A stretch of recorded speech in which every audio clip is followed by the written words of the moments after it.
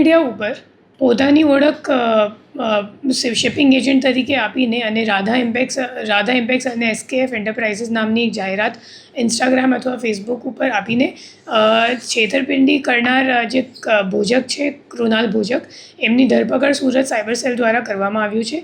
એમાં જે ફરિયાદી છે એમની પાસેથી કુલ 29,40,000 રૂપિયા પડાવી પાડવામાં આવ્યું છે અને એમને એમ કહેવામાં આવ્યું હતું કે તમારા માટે તમને અગર ચાઇનાથી ટેક્સટાઇલની અગર જરૂરિયાત હોય તો એ કાપડ ઇમ્પોર્ટ કરવાનો મારો ધંધો છે અને હું કન્ટેનર મંગાવીશ અને એમ કહીને એમની પાસેથી પૈસા લેવામાં આવ્યું હતું આરટીજીએસ દ્વારા. અને પછી 45 દિવસ પૂરું થઈ ગયું અને જ્યારે ફરિયાદીએ પાછળથી એમને પૂછપરછ શરૂ કર્યું કે ક્યાં મતલબ માલ આવી ગયો કે કેમ, મારું પૈસા તો રિફંડ કરી નાખ. તો પછી એક બે મહિના સુધી તો એને ફોન ઉપાડ્યો, પછી ફોન ઉપાડવા પણ બંધ કરી નાખ્યું.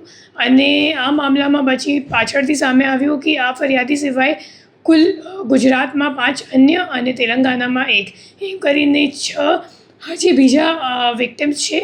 અને ટોટલ જે ફ્રોડનો આંકડો છે એ કુલ 90 લાખ જેટલું થાય છે હાલ સુધીમાં. અને હું લોકોને અપીલ કરું છું અગર તમારી સાથે બી અગર આ માણસે અગર ફ્રોડ કર્યું હોય તો તમે સાયબર ક્રાઇમ સેલનો સંપર્ક કરો. અને એવી અગર તમે લોકો અગર સોશિયલ મીડિયા ઉપર જાહેરાત જોઈને અગર કોઈને અગર ઓર્ડર આપો છો તો ખરેખર વેરીફાઈ કરવું જોઈએ કે જે માણસ છે એ સાચું બિઝનેસ કરે છે કે ફક્ત છેતરપિંડી કરવા માટે આવી જાહેરાત આપે છે.